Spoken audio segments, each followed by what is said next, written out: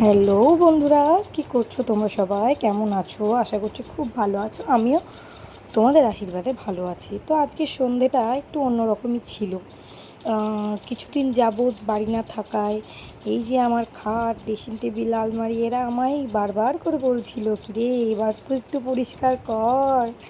তো আমিও ভেবে দেখলাম যে সন্ধেবেলায় যখন বসেই আছি পরিষ্কারটা করেই নিই।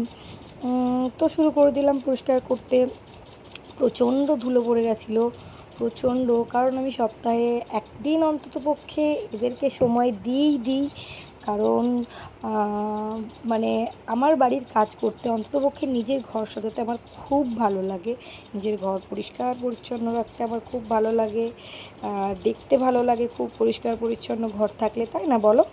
তো সেরকমই কাজ। আর তার মধ্যে প্রচুর কাচাকুচি আজকে হয়েছিল, অনেক কাচাকুচি করেছিল আজকে যিনি কাজ করেন উনি। তো সব ভিজে জামা কাপড় একটা জায়গা থেকে এলে কত জামা কাপড় বা কত ঘর নোংরা হয় সেটা তো তোমরা জানোই, বলো।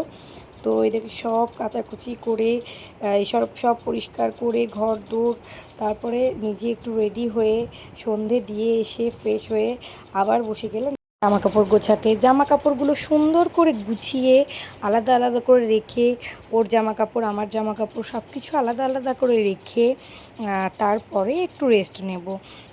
কারণ হচ্ছে যে যাতে কালকে আলমারি গোছাতে গেলে আমার আর কোনো সমস্যা না হয়, যাতে একেবারে আলমারি গোছাতে গিয়ে সব ঠিকঠাকভাবে রাখতে পারি। প্রচুর জামা কাপড় হয়েছিল, এক জায়গা থেকে এলে কত জামা কাপড় হয় তোমরা তো জানোই। তো আমার মোটামুটি এদিকে সবই গোছানো হয়ে গেছে। তো আজকের মতো ভিডিও এইটুকু, দেখা হচ্ছে নেক্সট ভিডিওতে। বাই সবাইকে।